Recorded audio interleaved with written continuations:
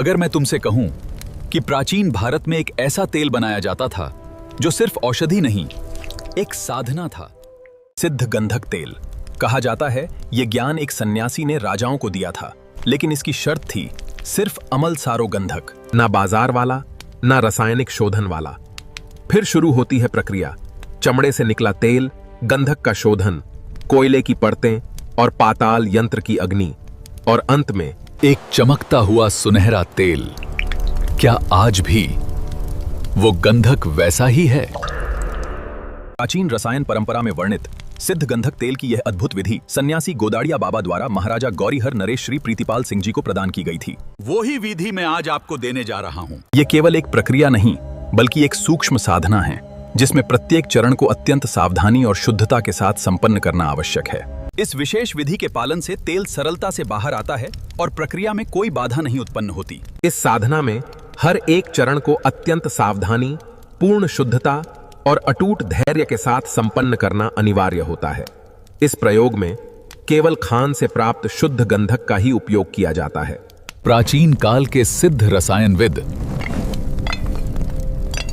स्वयं गंधक का शोधन करते थे और यह सुनिश्चित करते थे कि उसमें निहित तैलीय तत्व सुरक्षित रहें।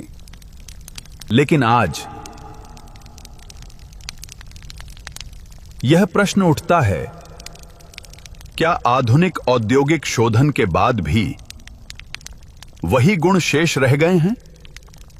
इस विशेष गंधक को अमल सारो गंधक कहा जाता है।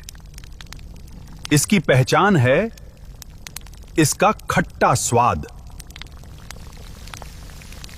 सुनहरा पीला या हल्का हरा रंग और सामान्य गंधक से अधिक भार। खुली वायु में रखने पर इसकी सतह पर हल्की चिकनाई और धूल का जमना इसे और भी विशिष्ट बनाता है।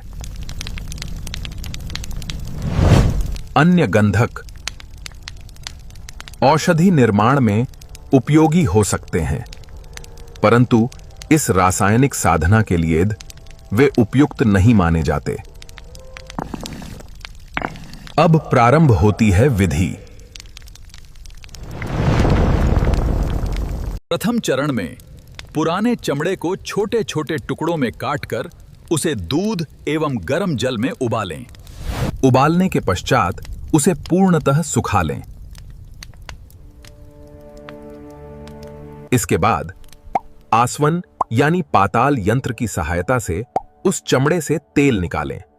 यह तेल आगे गंधक को परिष्कृत करने के लिए उपयोग में लाया जाएगा।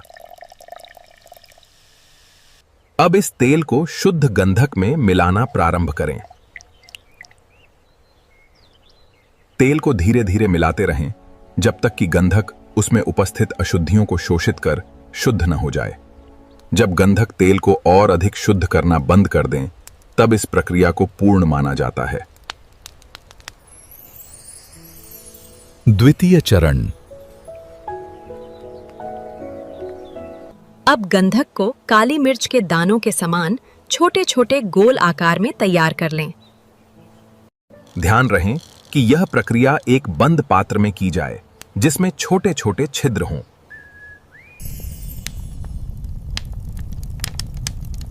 अब मिट्टी के हांडी से एक विशेष पात्र तैयार करें।